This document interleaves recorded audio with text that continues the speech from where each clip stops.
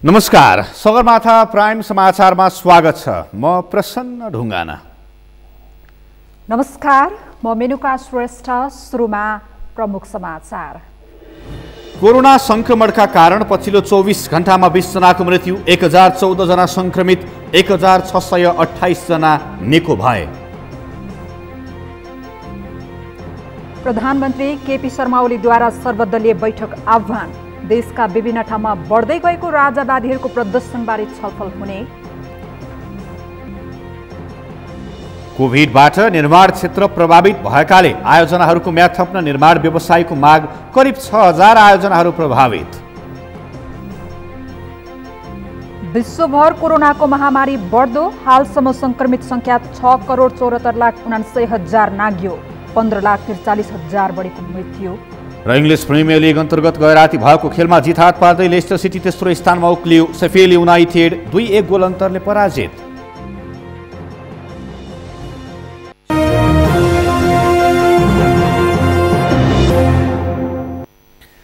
Sagarmatha prime समाचार अब विस्तारमा। नेपालमा एकै दिन 1628 जनाले कोरोना जितेका छन्। यो सँगै अहिलेसम्म कोरोना मुक्त हुनेको संख्या 2,27,000 नागेको छ। पछिल्लो 24 घण्टामा थप 20 संक्रमितको मृत्यु भएको छ। यो सँगै ज्यान गुमाउनेको संक्रमितको संख्या 1600 नाघेको छ। पुष्कर खतिवडाको रिपोर्ट। पछिल्लो 24 घण्टामा नेपालमा थप 20 कोरोना संक्रमितले ज्यान गुमाएका छन्। पछिल्ला दिनहरूमा कोरोना संक्रमितको मृत्युको तथ्याङ्क बढ्दै गएको छ। नेपालमा कोरोना संक्रमणले हालसम्म 1614 को मृत्यु भएको स्वास्थ्य तथा जनसङ्ख्या मन्त्रालयको वेबसाइटमा उल्लेख छ। सोमबार नेपालमा थप 1014 जनामा कोरोना संक्रमण पुष्टि भएको छ। थपिएका संक्रमित सहित नेपालमा कुल संक्रमितको संख्या 2,41,995 पुगेको छ। हालसम्म देशभरका प्रयोगशालामा 17,90,739 नमुना परीक्षण गरिएको मन्त्रालयको वेबसाइटमा उल्लेख छ। सोमबार देशभर सक्रिय संक्रमितको संख्या 12,948 मा सीमित छ। पछिल्लो 24 घण्टामा 1628 जना कोरोना मुक्त भएसँगै हालसम्म कोरोना मुक्त हुनेको संख्या 2,27,433 पुगेको छ। त्यसैगरी हालसम्म निको हुने संक्रमितको दर 93.98%, सक्रिय संक्रमित दर 5.35% र मृत्यु 0.67% रहेको छ। विश्वका अन्य मुलुकमा समेत कोरोना संक्रमणको तथ्याङ्क बढ्दो छ। हालसम्म विश्वभर संक्रमितको संख्या 6,75,00,000 नाएको छ, जसमा निको हुनेको संख्या 4,67,00,000 बढी छ भने मृतकको संख्या 15,50,000 नाएको छ। अमेरिकामा मात्र 1,51,00,000 बढी संक्रमित पुगेका छन्। यो तथ्याङ्कसँगै कोरोना संक्रमित खराब 220 मुलुकको सूचीमा विश्वभर पहिलो स्थानमा अमेरिका रहँदा नेपाल 38औं स्थानमा छ। सूचीको अन्तिममा 1 संक्रमित मात्र रहेको भनु आँटु रहेको छ। कोरोना संक्रमण विरुद्ध विश्वभर खोप उत्पादनबारे अनुसन्धान सहितको कामहरू भइरहेका छन्। अहिले विश्वभर 20 खोप परिणाममुखी नतिजा उन्मुख छन्, जसमा अमेरिकी फाइजर तथा जर्मन बायोएन्टेक कम्पनीको खोप फाइजर बायोएन्टेक भ्याक्सिन विश्वको पहिलो प्रामाणिक खोप साबित भएको छ। तर रुस कोरोना विरुद्धको खोप दर्ता गराउने पहिलो राष्ट्र बनेको थियो। रुसले आफ्नो उत्पादन स्पुटनिक 5 र बेलायतले फाइजर बायोएन्टेक भ्याक्सिन केही दिनभित्रै आफ्नो देशमा खोप अभियान मार्फत नागरिक स्तरमा खोप लगाउने तयारी थालेको छ। सगरमाथा टेलिभिजनका लागि पुष्कर खतिवडा, काठमाडौँ। प्रधानमन्त्री केपी शर्मा ओलीले सर्वदलीय बैठक आह्वान गर्नुभएको छ। मंगलबार बिहान प्रधानमन्त्री निवासमा सर्वदलीय बैठक आयोजना गरिएको प्रधानमन्त्रीका प्रेस सल्लाहकार सूर्य थापाले जानकारी दिनुभएको हो। समसामयिक राष्ट्रिय राजनीतिका विषयमा संसदमा प्रतिनिधित्व गर्ने राजनैतिक दलहरूको बैठक आयोजना गरिएको थापाले बताउनुभयो। केही समय यता देशका विभिन्न ठाउँमा बढ्दै गएको राजावादीहरूको प्रदर्शनको विषयमा छलफल हुने बताइएको छ। कुनै ठूला निर्णय लिन पर्ने वा राष्ट्रिय एकता दर्शाउन पर्ने बेला सर्वदलीय बैठक बोलाउने प्रचलन छ। संस्कृति, पर्यटन तथा नागरिक उड्डयन मन्त्री योगेश भट्टराईले युरोपियन युनियनले नेपालको हवाई उड्डयनलाई कालो सूचीबाट हटाउने सङ्केत दिएको भन्दै खुसी व्यक्त गर्नुभएको छ। अन्तर्राष्ट्रिय नागरिक उड्डयन दिवसको अवसरमा आज काठमाडौँमा आयोजित कार्यक्रममा मन्त्री भट्टराईले युरोपियन युनियनले जारी गरेको स्टेटमेन्ट स्वागत योग्य भएको बताउनु भएको हो। पछिल्लो समय नेपालले नागरिक उड्डयन क्षेत्रमा संगठनात्मक पुनर्संरचना गर्नका लागि ड्राफ्ट तयार गरी संघीय संसदमा छलफल भइरहेको छ।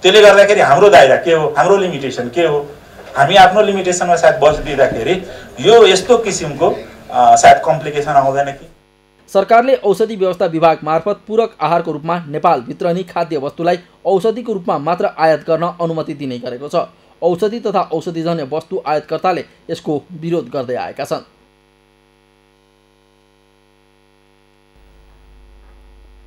नेकपा विवाद उत्कर्षमा पुगेका बेला बसेको स्थायी कमिटीमा अध्यक्षद्वयको प्रतिवेदन पेश भएपछि अब नेकपाको विवाद के होला भन्ने बहस सुरु भएको छ। अध्यक्ष पुष्पकमल दाहालले पेश गरेको प्रतिवेदन फिर्ता नभएसम्म कुनै पनि कमिटीको छलफलमा सहभागी नहुने प्रधानमन्त्री ओलीको अडानले नेकपा विवाद तत्काल मत्थर हुने अवस्था भने देखिएको छैन। अमृतराज काफ्लेको रिपोर्ट। विवादका बीचमा प्रधानमन्त्री केपी शर्मा ओलीको अनुपस्थितिमै बसेको नेकपा स्थायी कमिटीको आगामी बैठक एक सातापछि बस्दैछ। आइतबार बसेको स्थायी कमिटी बैठकमा नेकपाका दुवै अध्यक्षले पेश गरेको प्रस्ताव सदस्यहरूलाई वितरण गरिएको थियो, जुन प्रस्ताव अध्ययनका लागि स्थायी कमिटी सदस्यहरूलाई एक साताको समय समेत दिइएको छ। एक सातापछि बस्ने बैठकमा आइतबार वितरण गरिएको प्रस्तावका बारेमा छलफल गरेर निष्कर्ष निकाल्ने तयारी छ। तर अध्यक्ष प्रचण्डको प्रस्ताव फिर्ता नभएसम्म कुनै पनि कमिटीमा छलफलका लागि उपस्थित हुन नसक्ने प्रधानमन्त्री केपी शर्मा ओलीको अडान यथावत छ। आगामी बैठकमा प्रधानमन्त्री अनुपस्थित भए पनि बैठक भने नरोकिने नेताहरूले जनाएका छन्। पार्टीका बैठकहरूले निर्णय गर्छन्, एउटा सबैले बुझ्ने कुरा चाहिँ छ। एउटा दोस्रो, अब प्रत्येक व्यक्तिका धारणाहरू हुन सक्छन्, दृष्टिकोणहरू हुन सक्छन्, जसका जस्तोसुकै दृष्टिकोण भए पनि पार्टी अनिर्णयको बन्दी हुँदै हुँदैन, यो कुरा सुनिश्चित छ। तर पार्टीभित्र समस्या उत्पन्न भइसकेपछि हामीले ती समस्याहरूलाई कति हदसम्म छलफल गर्ने, कुन कुन स्तरमा छलफल गर्ने, कति समय त्यसको लागि दिने भन्ने कुरामा लचकता पनि हुन सक्दछ र प्रयास पनि हुन सक्दछ। यसअघि नेकपा शीर्ष नेतृत्वका बीचमा मात्रै विवाद अल्मलिएको भए पनि अब भने स्थायी कमिटी हुँदै केन्द्रीय कमिटीमा समेत विवाद प्रवेश गर्दैछ। पार्टीका कमिटीहरूमा सचिवालयमा पेश भएको प्रस्तावहरू छलफल नगराउने प्रधानमन्त्रीको प्रयास असफल भएपछि छलफल सुरु भएको छ। प्रधानमन्त्री केपी शर्मा ओलीमाथि गम्भीर आरोप लगाइएको अध्यक्ष प्रचण्डको प्रस्ताव र त्यसको प्रधानमन्त्रीले दिएको जवाफी प्रस्तावमाथि आगामी स्थायी कमिटीमा छलफल गराउने र प्रधानमन्त्रीले अध्यक्ष वा प्रधानमन्त्रीमध्ये एउटा पद छाड्नुपर्ने पक्षमा प्रधानमन्त्री इतरका नेताहरू देखिएका छन्। लागेका कुराहरू खुलाखुलस्त ढङ्गले एकअर्कामा आलोचनै भनौँ न गरेर चाहिँ प्रस्तुत भएर खुलाखुलस्त ढङ्गले छलफल गर्नुभयो भने भोलि जान्छ, पर्सि जान्छ, एक दुई दिन जान्छ होला। गइसकेपछि चाहिँ एउटा निष्कर्ष अब कसरी एक ढिका बनाएर पार्टीलाई एक ढिका बनाएर कसरी अगाडि बढाउने भन्ने कुराहरू एउटा निष्कर्षमा पुग्नै पर्छ। त्योभन्दा विकल्प अरू चाहिँ खोज्नुभयो भने नोक्सान चाहिँ हुन्छ। जसले सहमतिको भनौँ न दस्तावेज बैठकमा बसेर छलफल गर्ने चाहिँ म मान्दिनँ भन्नुहुन्छ, उहाँलाई नै धेरै नोक्सान हुन्छ भन्ने चाहिँ मलाई लाग्छ। यसअघि अध्यक्ष प्रचण्डले सचिवालय बैठकमा आरोप पत्रका रूपमा पेश गरेको प्रस्ताव फिर्ता नभएसम्म सचिवालय बैठकमा समेत सहभागी नहुने अडानमा रहेका प्रधानमन्त्री ओली अन्ततः सचिवालयमा प्रस्तावको जवाफ नै दिनुपर्ने अवस्थामा पुगेका थिए। अहिले समेत प्रस्ताव फिर्तालाई बटम लाइन बनाएका प्रधानमन्त्री ओली अन्ततः बैठकमा आएर जवाफ दिने अपेक्षा भने जीवितै छ। पार्टीमा अल्पमतमा परेको बेला, राजावादीहरू समेत सक्रिय बनेका बेला र काङ्ग्रेसले समेत सरकार विरुद्ध देशव्यापी प्रदर्शन गर्ने निर्णय गरेका बेला प्रधानमन्त्री केपी शर्मा ओलीले भने मङ्गलबारका लागि सर्वदलीय बैठक समेत बोलाएका छन्। सगरमाथा टेलिभिजनका लागि क्यामेरामा सुरेन्द्र राउतका साथमा अमृतराज काफ्ले, काठमाडौँ। राष्ट्रिय प्रजातन्त्र पार्टीका अध्यक्ष कमल थापाले राष्ट्र संस्था र हिन्दू राष्ट्र पुनर्स्थापनाका लागि भएको प्रदर्शनमा पार्टीको ऐक्यबद्धता रहेको बताउनु भएको छ। आज पार्टी कार्यालय चावाहिलमा पार्टीको झण्डा र चुनाव चिन्ह सार्वजनिक गर्न आयोजित कार्यक्रममा थापाले स्वस्फूर्त रूपमा देशभर भएको आन्दोलनमा आफूहरूको ऐक्यबद्धता रहेको बताउनु भएको हो। उहाँले राजतन्त्रको पक्षमा भएको आन्दोलनमा पूर्व राजाको कुनै प्रतिक्रिया नआउनुले जनतामा राजतन्त्रमाथिको आस्था र विश्वास बढेर गएको धारणा राख्नुभयो। अहिलेको वर्तमान अवस्थामा जनताले परिवर्तन चाहेको भन्दै उहाँले जनताले राजालाई ल्याएर राजा र जनता मिलेर देश बचाउनु पर्ने उल्लेख गर्नुभयो। अध्यक्ष थापाले राष्ट्र संस्था र हिन्दू राष्ट्रपक्षी धलाई राप्रपाको नेतृत्वमा गोलबद्ध हुन पनि आग्रह गर्नुभयो। कुनै किसिमको व्यवहार गतिविधिहरू भएका छैन। जनताले राजा आऊ देश बचाऊ भन्ने नारा लगाइराखेको अवस्थामा पनि राजाको कुनै प्रतिक्रिया हामीले देखेका छैनौँ। यस कारणले गर्दाखेरि पनि जनतामा राज संस्थाप्रतिको आस्था र विश्वास बढेर गयो। एउटा राजा हटाएर दर्जनौं नयाँ राजाहरू खडा भएको जनताले देखिराखेका छन्। त्यही कारणले जनता परिवर्तन खोजिराखेका छन्। राप्रपाका अर्का अध्यक्ष पशुपति शमशेर राणाले 2/3 बहुमत प्राप्त वर्तमान सरकार दिशाहीन र उपलब्धिविहीन मार्गमा अघि बढेको आरोप लगाउनुभयो। जनताका लागि वर्तमान सरकारले सिनको पनि बाँच्न नसकेकाले जनतामा निराशा छाएको उहाँको भनाइ छ। उहाँले जनताको जनआवाजलाई फराकिलो पार्न राप्रपा प्रतिबद्ध रहेको उल्लेख गर्नुभयो। 2/3 बहुमत दिएको कम्युनिस्ट पार्टीको सरकार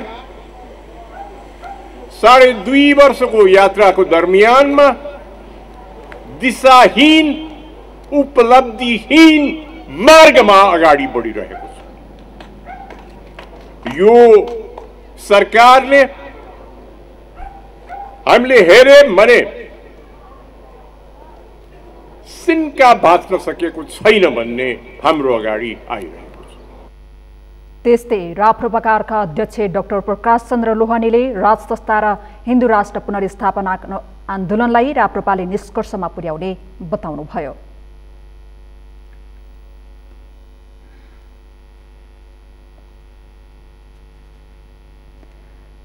कार्यक्रमका अन्य वक्ताहरूले राज संस्था र हिन्दू राष्ट्र पुनर्स्थापनाका लागि भएको देशव्यापी आन्दोलन स्वाभाविक भए भन्दै यसलाई निष्कर्षमा पुर्याउनुपर्ने बताएका थिए। पार्टी एकताको 9 महिनापछि राप्रपाले चुनाव चिन्ह हलो र झण्डा गाई भएको सार्वजनिक गरेको छ। महोत्तरीको सदरमुकाम जलेश्वरमा राजा आऊ देश बचाऊको नारा धन्किएको छ। नागरिक समाज महोत्तरीको अगुवाईमा निकालिएको जुलुसमा हिन्दू राज्य कायम गर, भ्रष्टाचारीलाई फाँसी देऊ, राजा आऊ देश बचाऊ, सिमानाका अविलम्ब खोल जस्ता नारा लगाइएको थियो। जलेश्वरको जलेश्वरनाथ महादेव मन्दिरको प्राङ्गणबाट प्रारम्भ भएको जुलुस दुर्गा चोक, हस्पिटल चोक, पञ्चमुखी चोक, खैरा चोक, साहुजी टोलको परिक्रमा गर्दै मन्दिर अगाडि कोट सभामा परिणत भएको थियो। सभालाई राष्ट्रवादी नागरिक समाज धनुषाका अध्यक्ष कारी यादव, चन्देश्वर यादव, नागरिक समाज महोत्तरीका संयोजक सञ्जय सिंह लगायतले सम्बोधन गरेका थिए। कोई साम्राज्य संस्कार करके बंधु लोग यह अवस्था देश के छे, यही अवस्था देश के छे। हिमाल पहाड़ तराई पूरा नेपाल एक धुक्का नेपाली बनेने छे। ओकरा यहाँ के समाप्त करते और गणतंत्र है करते। और दूसर बात हिंदू राष्ट्र सनातन धर्म आके नेपाल में रही संविधान में 94% हिंदू के पहचान नेपाल रही है। पूरे 2 अरब संसार में 2 अरब हिंदू रही पहचान नेपाल रही है। ओकरा एक क्षण में विदेशी से पैसा लेके हिंदू राष्ट्र हटा दो। जुलुसमा राप्रपा पृष्ठभूमिका नेता कार्यकर्ताको सहभागिता रहेको थियो।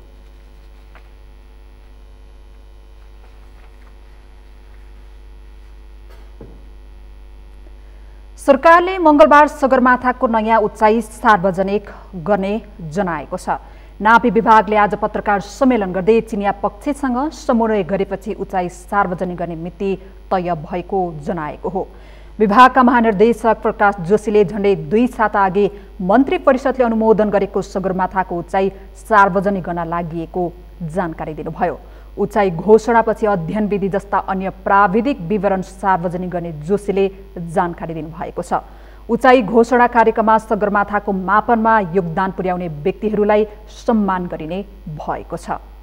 उपस्थिति भयो भने हामीले पहिलो पटक राष्ट्रिय गौरवको रूपमा र विश्व सामु नेपालले पहिलो पटक र नेपालीसँग पनि त्यो क्षमता रहेछ देखाउन सक्नुला। तपाईँहरूको साथ र सहयोगको लागि आशा राख्दै नाइस अर्ली भनौँ एक दिन अगाडि नै त्यो चाहिँ मेसेज जाओस् भन्ने हाम्रो मनसाय थियो र भोलिको लागि हाम्रो निमन्त्रण। नेपालपट्टिको के खुलाउन मन्त्री परिषदको मङ्सिर 10 गतेको बैठकले नेपाल र चीनका सर्वे अधिकारीले संयुक्त रूपमा प्रशोधन गरी अन्तिम रूप दिएको भनिएको सगरमाथाको उचाइलाई अनुमोदन गर्ने निर्णय गरेको थियो भने उचाइ सार्वजनिक गर्ने प्रक्रिया अघि बढाउने जिम्मेवारी मन्त्री परिषदले परराष्ट्र मन्त्रालयलाई दिएको थियो। गत वर्ष चिनिया राष्ट्रपति सी जिनपिङको नेपाल भ्रमणका क्रममा नेपालमा सगरमाथा र तिब्बतमा झोलुमुङमा भनिने विश्वको सर्वोच्च शिखरको उचाइ संयुक्त रूपमा सार्वजनिक गर्ने र त्यसमा मिलेर वैज्ञानिक अनुसन्धानहरू अघि बढाउने सहमति भएको थियो।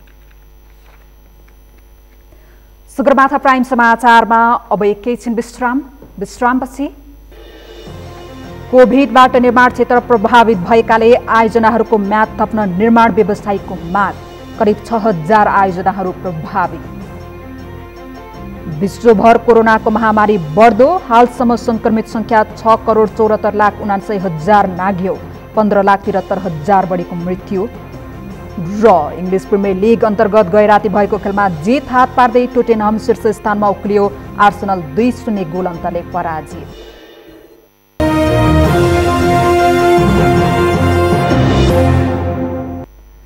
विश्रामपछि सगरमाथा प्राइम समाचारमा स्वागत छ। अब बाँकी समाचार। नेपाल निर्माण व्यवसायी महासंघले कोभिडका कारण निर्माण क्षेत्र प्रभावित भएको भन्दै आयोजनाहरूको म्याद थप गर्न माग गरेको छ। महासंघले 13औं राष्ट्रिय निर्माण दिवसको अवसरमा आयोजना गरेको कार्यक्रममा महासंघका अध्यक्ष रवि सिंहले पत्रकारहरूसँग कुराकानी गर्दै कोभिड-19 का कारण प्रभावित आयोजनाहरूको म्याद 1 वर्ष थप्नुपर्ने बताउनु भएको हो।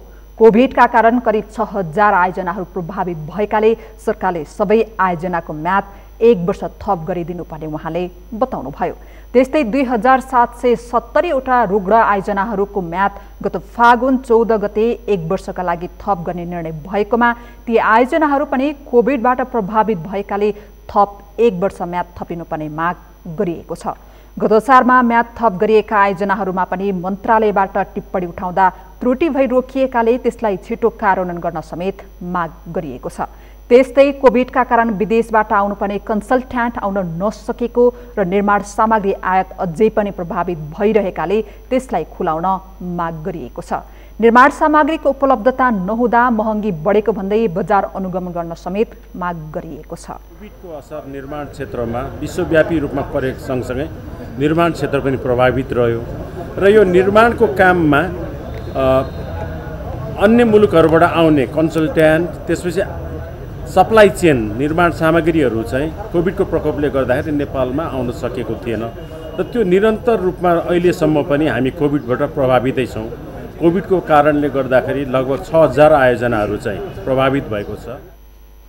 निर्माण क्षेत्रलाई चलायमान बनाउन आफूहरू आतुर रहेको तर सरकारबाट सहयोग प्राप्त नभएको पनि अध्यक्ष सिंहको भनाइ छ। निर्माण भइरहेका आयोजनाहरूमा छिटो भुक्तानी हुने व्यवस्था गर्नुपर्ने, प्रदेश र स्थानीय तहका आयोजनामा समेत भुक्तानीका लागि समन्वय गर्नुपर्ने काममा सरकारले ध्यान दिन नसकेको पनि उहाँले बताउनुभयो। कोरोना भाइरसको जोखिमकै बीच जाजरकोटका विद्यालय खुल्न थालेका छन्। विद्यालय सञ्चालन भएपछि जिल्लाका 442 विद्यालयले पठन पाठन सुरु गरेका हुन्। कोरोना कहरले लामो समयदेखि विद्यालय बन्द भएपछि सयौं विद्यार्थीको पठन पाठन प्रभावित भएको थियो।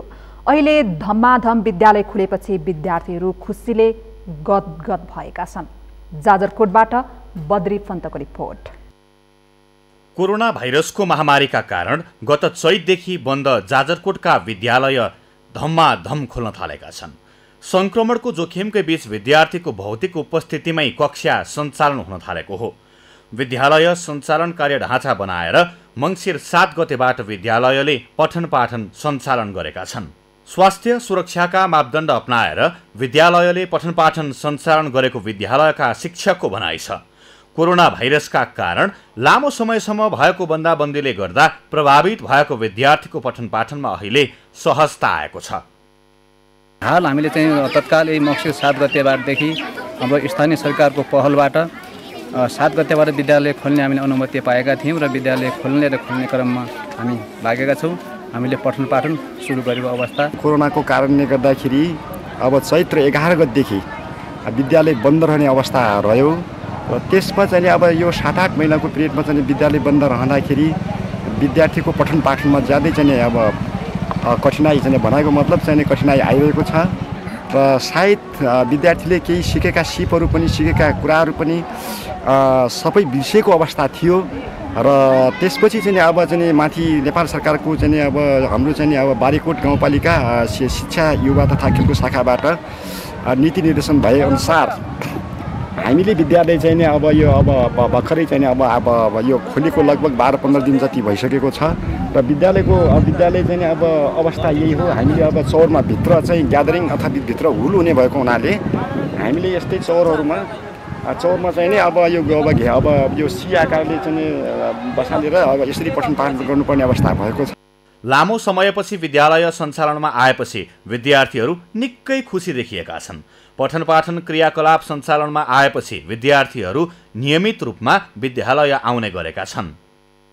8-9 महिना भएपछि स्कुल खुलेको छ कोरोना भाइरसले गर्दा, अनि 2, 5, 6, 7 पढाइ भएको छ। यही कोरोना भाइरसले गर्दा 5-6 महिनासम्म स्कुल खुलेको थिएन र भर्खर खुलेर राम्रो पढाइ भइसकेको छ। हामी स्कुलमा आएर सुरुमा गएर हातमुख साबुन पानीले धोएर आउँछु, कोठामा बसेर पढ्छौँ। म विद्यालय आउँदा साबुन पानीले हात धोएर नियमित कक्षा कोठामा जान्छु। हाम्रो स्कुल कोरोनाले गर्दा पढाइ रोकियो त पढ्न लागेको 2-3 महिना भयो, फेरि बिचमा रोकियो, अहिले फेरि खुलेको छ। अभिभावकहरूले आफ्ना बालबालिकालाई स्वास्थ्य सुरक्षाका मापदण्ड अपनाएर पठन पाठन सञ्चालन गर्न पर्ने बारीकोट 8 लैखमका अभिभावक हरिबहादुर खत्रीले बताए। जाजरकोटका 7वटै स्थानीय तहका विद्यालय एकसाथ खुलेका छन्।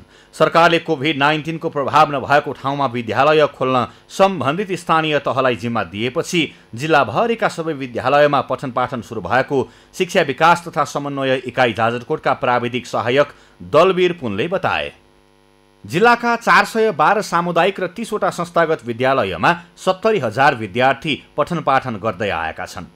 सरकारले तोकेको स्वास्थ्य सुरक्षा मापदण्ड अपनाएर विद्यालयले पठन पाठनमा जोड दिन आवश्यक देखिन्छ।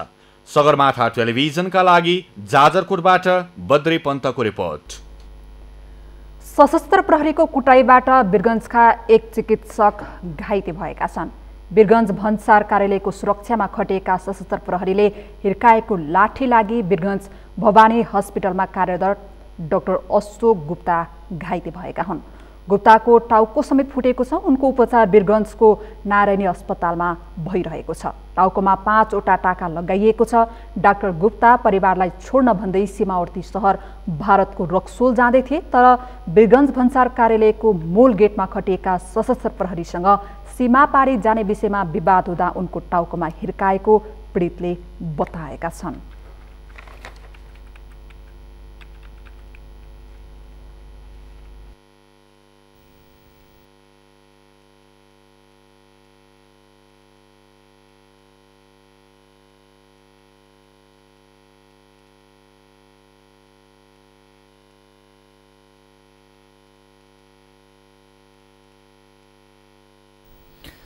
गोर्खा भूतपूर्व सैनिक सङ्घ गेसोले गोर्खा भूतपूर्व सैनिक परिवारलाई सामाजिक सुरक्षा भत्ता दिने व्यवस्था अध्यादेश मार्फत गरिएको भन्दै स्वागत गरेको छ। आज काठमाडौँमा पत्रकार सम्मेलन गर्दै गेसोले सामाजिक सुरक्षा ऐन संशोधन अध्यादेश मार्फत यसअघिको विभेदपूर्ण निर्णय संशोधन भएको भन्दै अध्यादेशको स्वागत गरेको हो। यसअघिको सामाजिक सुरक्षा ऐन 2075 को दफा 15 को खण्ड ग मा गरिएको व्यवस्था अनुसार नियमित रूपमा अन्य कुनै सुविधा पाइरहेको व्यक्तिले सामाजिक सुरक्षा भत्ता नपाउने व्यवस्था गरिएको थियो। तर सरकारले हालै अध्यादेश मार्फत ल्याएको संशोधनले भूतपूर्व सैनिक र उनीहरूका परिवारले यसै वर्षभित्रै सामाजिक सुरक्षा भत्ता पाउने गरी व्यवस्था गरिएको गेसोका संयोजक कृष्ण कुमार राईले जानकारी दिनुभयो। उहाँले यसअघिको व्यवस्थाका कारण आफूहरू नेपालभित्रै गैर नागरिक बन्न परेको महसुस गरेको बताउँदै अहिलेको निर्णयले आफूहरूले न्याय पाएको महसुस भएको उहाँले बताउनुभयो। सामाजिक सुरक्षा भत्ता कटौती गर्ने विभेदपूर्ण तवरले गरिएको निर्णयले बेलायती भूतपूर्व सैनिक, भारतीय भूतपूर्व सैनिक र सिङ्गापुर पुलिसबाट अवकाश भएकाहरूको हकमा एकल महिला तथा ज्येष्ठ नागरिक भएको हैसियतमा निशर्त राज्यले प्रदान गर्दै आएको सामाजिक सुरक्षा भत्ता पाउनबाट वञ्चित गर्ने कार्य नेपालको संविधानले ग्यारेन्टी गरेको मौलिक हक विपरीत छ। यसअघि गेसोले सरकारको निर्णय विभेदकारी भएको भन्दै अविलम्ब फिर्ता लिई आफूहरूको सामाजिक सुरक्षाको हकको ग्यारेन्टी गर्न पर्ने मागसहित सरकारवाला निकायसँग आफूहरूका मागका बारेमा छलफल गरेको थियो। भविष्यका लागि जल सुरक्षा सम्बन्धी 4 दिवसीय अन्तर्राष्ट्रिय वेबिनार मङ्गलबारदेखि सुरु हुने भएको छ। स्मार्ट वास सोल्युसन्स र कोरियाको international centre for urban water hydro इन्फर्मेटिक्सको संयुक्त आयोजनामा मङ्सिर 23 गते मङ्गलबारदेखि 26 गते शुक्रबारसम्म जल सुरक्षा सम्बन्धी वेबिनार हुने भएको हो। वेबिनारमा नेपाल र कोरियाका अगुवा नीति निर्माता, वैज्ञानिक अनुसन्धानकर्ता, प्राध्यापक र अभियन्ताहरूले जल सुरक्षाको भविष्य, जलवायु परिवर्तन र जल सुरक्षाका निमित्त सूचना, सञ्चार र प्रविधि तथा पानी आपूर्ति पद्धतिको उन्नत प्रविधिका विषयमा तयार पारिएका 15वटा कार्यपत्र प्रस्तुत गर्नेछन्। जलवायु परिवर्तनले पानीको सुरक्षामा पार्ने असर, त्यसलाई कम गर्न अपनाउन पर्ने उपाय, पानीका प्राकृतिक स्रोतको संरक्षण लगायतका विषयमा छलफल हुने स्मार्ट वास सोल्युसन्सका अध्यक्ष रामदेव शाहले बताउनुभयो। स्मार्ट वास सोल्युसन्सले खानेपानी र पानीजन्य सरसफाइको बारेमा जानकारी दिने, स्वच्छ खानेपानीका प्राकृतिक स्रोतहरूको संरक्षण गर्ने, जलवायु परिवर्तनका प्रतिकूल असरलाई न्यूनीकरण गर्ने, जल सुरक्षा कायम राख्ने लगायतका क्षेत्रमा काम गर्दै आएको छ। कानुनले निषेध गरे पनि बालविवाह नरोकिएको भन्दै सरकारवालाले चिन्ता व्यक्त गरेका छन्। साथ सिकाइ समूहको आयोजनामा आज राजविराजमा आयोजित कार्यक्रमका सहभागीले बालविवाह रोक्न सामूहिक प्रतिबद्धताको खाँचो रहेको समेत औल्याएका छन्। बालविवाह रोकथाममा नागरिकको भूमिका विषयको सो अन्तर्संवादका प्रमुख अतिथि प्रदेशसभा सदस्य गोविन्द नेउपानेले बालविवाह गर्दा र गराउँदा आर्थिक, मानसिक, सामाजिक, शारीरिक समस्या समेत हुने बताउँदै आफूले कानुनले तोकेको उमेर मुनिका केटाकेटीको विवाह नगराउने र अरूलाई पनि रोक्ने प्रतिबद्धता जनाउनुभयो। कोक्यापकी राष्ट्रिय उपाध्यक्ष आभा सेतु सिंहले उच्च शिक्षा नलिएसम्म र उमेर नपुगेसम्म छोरीको विवाह गर्नु कानुन अपराध भएको बताउनुभयो। राजविराज नगरपालिकाकी उपप्रमुख साधना झाले बालविवाह रोक्न सामाजिक, सांस्कृतिक र मनोवैज्ञानिक प्रभाव पनि उत्तिकै आवश्यक रहेको भन्दै शिक्षासँगै चेतनाको स्तर वृद्धिमा जोड दिनुभयो। कोक्यापकी कार्यक्रम अधिकृत अम्बिका पौडेलद्वारा प्रस्तुत प्रतिवेदनमा प्रदेश 2 मा सबैभन्दा बढी बालविवाहको घटना भएको उल्लेख छ। प्रतिवेदन अनुसार आर्थिक वर्ष 76-77 मा देशैभरि प्रहरीमा उजुरी दर्ता भएका बालविवाहका 64 घटना छन्, जसमध्ये सर्वाधिक प्रदेश 2 का 13 छ। यस्तै लुम्बिनी प्रदेशमा 11, बागमती र कर्णालीमा 9, प्रदेश 1 मा 7 तथा गण्डकी र सुदूरपश्चिम प्रदेशमा 5 वटा बालविवाह उजुरी दर्ता भएका छन्।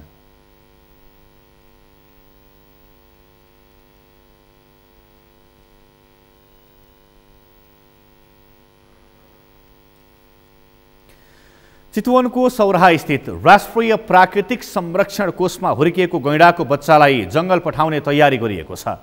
1 वर्ष पहिले चितवन राष्ट्रिय निकुञ्जको अमलटारी क्षेत्रमा अलपत्र परेको उक्त गैंडाको बच्चालाई उद्धार गरी हुर्काइएको हो। पुष्पा नाम गरेको उक्त गैंडाको बच्चालाई भैँसीको दूध खुवाएर हुर्काइएको हो। अहिले घाँस खान सक्ने भएसँगै जंगलमा लगेर छाड्ने तयारी गरिएको छ। गैंडाको बच्चालाई लालबहादुर महताराले हुर्काउनु भएको हो। सानैदेखि रेखदेख गर्दै आएकाले पुष्पालाई छाड्न पर्ने दिन नजिकिँदै गर्दा महतरा भने दुखी देखिनुहुन्छ। आफ्नो बच्चालाई जस्तै माया गरेर हुर्काएकाले जंगलमा छाडे पनि रेखदेख गर्न पुग्ने महतराले बताउनुभयो। एक दिनमा 3 पटक बिन गरेँ, छोड्दाखेरि त मनै नराम्रो लाग्छ मलाई होइन, मैले पालेको अब यसलाई पनि नराम्रो लाग्छ होला, मलाई त नराम्रो लाग्छ। त्यही भएर कारणले मैले यसलाई नछोड्ने भन्ने कुरा हो। त्यसपछि यसलाई अब यता छोड्यो भने अब गाउँतिर जान्छ, के गर्छ, बाली खाइदिन्छ भनेर सरहरूले इङ्कोलो यसो घेरबारभित्र अनि त्यहाँ लगेर राख्ने भन्नुभएको छ।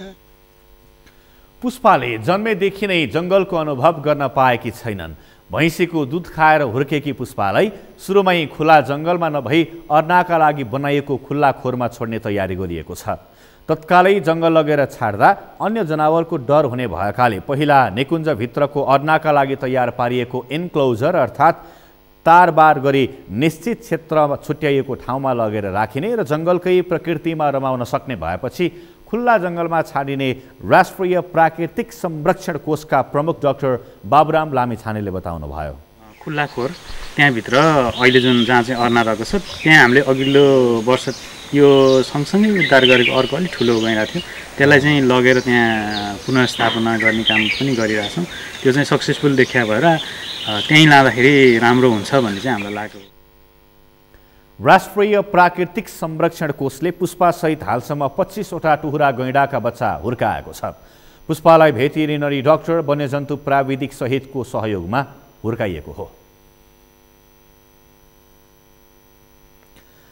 सगरमाथा प्राइम समाचारमा फेरि एकैछिन विश्रामपछि विश्वभर कोरोनाको महामारी बढ्दो। हालसम्म संक्रमितको संख्या 6,74,59,000 नाग्यो। 15,43,700 बढीको मृत्यु। र इङ्ग्लिस प्रिमियर लिग अन्तर्गत गए राति भएको खेलमा जितहात पार्दै टोटनह्याम शीर्ष स्थानमा उक्लियो। आर्सेनल 2-0 गोल अन्तरले पराजित।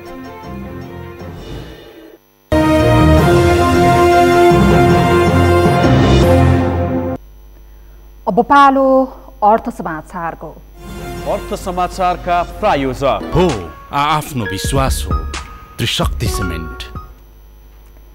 कोभिड-19बाट प्रभावित अर्थतन्त्रलाई माथि उठाउन उद्योग र श्रमिकहरू बीच समन्वयको आवश्यकता रहेको सरोकारवालाहरूले बताएका छन्। सरोकारवालाहरूले श्रमिक र उद्योग बीचको सम्बन्ध सुधार्दै सबै पक्ष मिलेर समस्याको समाधान गर्नुपर्ने विकल्प नरहेको बताएका हुन्। एक रिपोर्ट। कोभिड-19 का कारण रोजगारी र औद्योगिक क्षेत्रको सम्बन्धमा परेको असर सम्बन्धी अन्तर्क्रियामा सरकारवालाहरूले विपदको अवस्थामा श्रमिक र रोजगारदाताबीच समन्वय गरेर अगाडि बढ्नुको विकल्प नभएको बताएका छन्। नेपाल उद्योग वाणिज्य महासंघका वस्तुगत उपाध्यक्ष रामचन्द्र सङ्घाईले रोजगारी गुमाएकालाई पुनः रोजगारीमा फर्काउन चुनौतीपूर्ण भएको बताए। पर्यटन, रेस्टुरेन्ट, साना तथा मझौला उद्योगलाई पुरानै अवस्थामा फर्काउन अझै 2-3 वर्ष लाग्ने भएकाले रोजगारी फर्काउन चुनौतीपूर्ण भएको बताएका हुन्। उत्पादन, यातायात, आपूर्ति श्रृङ्खला, उपभोग, आयात, निर्यात र रोजगारी सबै क्षेत्र प्रभावित भई मुलुक मन्दीको स्थितिमा पुगेको अनुभव हुन थालेको छ। कोरोनाको जोखिम कायमै रहेकोले उद्योग व्यवसायलाई पहिलेकै अवस्थामा फर्कन अझै निकै समय लाग्ने देखिन्छ। होटल, रेस्टुरेन्ट र साना उद्योगलाई पूर्ववत अवस्थामा फर्किन करिब 2 देखि 3 वर्षसम्म लाग्ने अनुमान छ। ट्रेड युनियन कांग्रेसका कार्यवाहक अध्यक्ष महेन्द्र यादवले श्रमिक र उद्योग बीचको सम्बन्ध सुधार्न पर्ने अवस्था आएको बताए। कोभिडका कारण उद्योग र श्रमिक दुवैलाई समस्या परेको अवस्थामा मिलेर समस्याको समाधान गर्नुको विकल्प नरहेको यादवले बताए। दुःखको बेला, अप्ठ्यारो परेको बेला झन् हामी एक ठाउँमा हुनु पर्थ्यो। हामी दुःख सुखका कुरा बाँड्न सक्नु पर्थ्यो। तर हामी के चाहिँ दुःख सुखमा एक ठाउँमा चाहिँ भएनौँ। कहीँ हामीबाट त धेरै मान्छ कि धेरै लिन्छ कि कतै न कतै डराएको स्थिति चाहिँ देखेका छौँ हामी। जबकि दुःखको बेलामा एक ठाउँ बस्न सक्नु पर्थ्यो। अझै हाम्रो बिचमा जुन किसिमले औद्योगिक सम्बन्ध दिनदिनै बढ्दै गइरहेको स्थितिहरू छन् र त्यसलाई के छ भने अहिले चाहिँ एउटा स्थिर अवस्थामा आएको छ। यो सम्बन्ध कता जाने हो, आउने दिनमा के छ भने यी पाटाहरू जति छन् यी सबै कसरी बसेर संवाद गरेर अगाडि बढ्ने हो, त्यसकै आधारमा यो टिकिने चाहिँ सम्भावना रहन्छ। अखिल नेपाल ट्रेड युनियन महासंघका उपाध्यक्ष धनबहादुर विकले देशका लागि उद्योग कल कारखाना चाहिएको हो भने श्रमिकका समस्या सबैभन्दा पहिला समाधान हुनुपर्ने तर्क गरे। अहिले पनि उद्योग लगानीकर्ताको मात्रै हो भन्ने सोच राख्ने हो भने समस्या उत्पन्न हुने बताए। उद्योग चाहिँ कसका लागि चाहिएको हो? देशको लागि चाहिएको उद्योग। यदि देशको लागि उद्योग कल कारखाना चाहिएको हो भने रोजगार त लगानीकर्ताको मात्रै हो भन्ने जसरी प्रचार गरिन्छ नि, यहीँबाट औद्योगिक सम्बन्धको सबभन्दा ठुलो समस्या यहाँबाट सुरुवात हुन्छ। यदि लगानीकर्ताको मात्रै हो भने काम गर्ने मान्छेले किन ओनरसिप लिनु पर्यो? जबसम्म ओनरसिपमा समानता प्राप्त हुँदैन तबसम्म के हुन्छ भने त्यहाँ शान्ति भन्ने चिज कहिले पनि प्राप्त हुन सक्दैन। कोरोनाका कारण उद्योग व्यवसाय पुरानै लयमा सुचारू हुन नसक्दा करिब 15 लाख मजदुरको रोजगारी गुमेको अनुमान गरिएको छ। त्यस्तै वैदेशिक रोजगारीबाट 1.5 लाख बढी युवाहरू स्वदेश फर्किएका छन्। त्यसैले पनि रोजगारीको सङ्कट समाधान गर्नका लागि श्रमिक, उद्योग र सरकारबीच समन्वय हुनुपर्नेमा सरकारवालाहरूले जोड दिएका छन्। यो सँगै हामी सगरमाथा प्राइम समाचारको अन्त्यमा छौँ। अन्त्यमा प्रमुख समाचार फेरि एकपटक।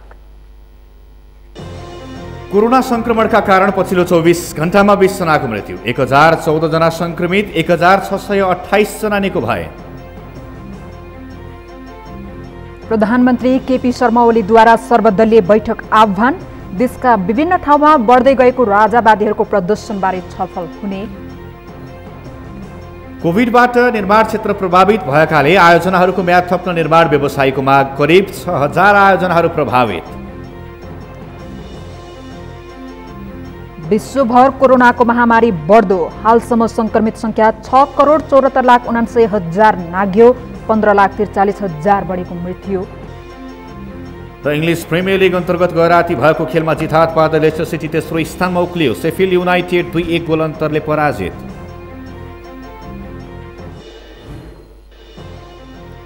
हौस् त सगरमाथा प्राइम समाचार अहिलेलाई सकियो। तपाईँ समाचार बुलेटिनका साथै सगरमाथा टेलिभिजनका सम्पूर्ण कार्यक्रम www.sagarmatha.tv मा पनि पढ्न र हेर्न सक्नुहुनेछ।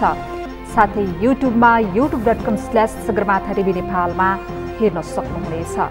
साथै तपाईँ हामीलाई फेसबुकमा पनि facebook.com/STV नेपालमा फलो गर्न सक्नुहुनेछ। समाचारको शिखर, नेपालको गौरव, नेपालको पहिलो न्युज च्यानल सगरमाथा टेलिभिजन हेर्दै गर्नुहोला। नमस्कार।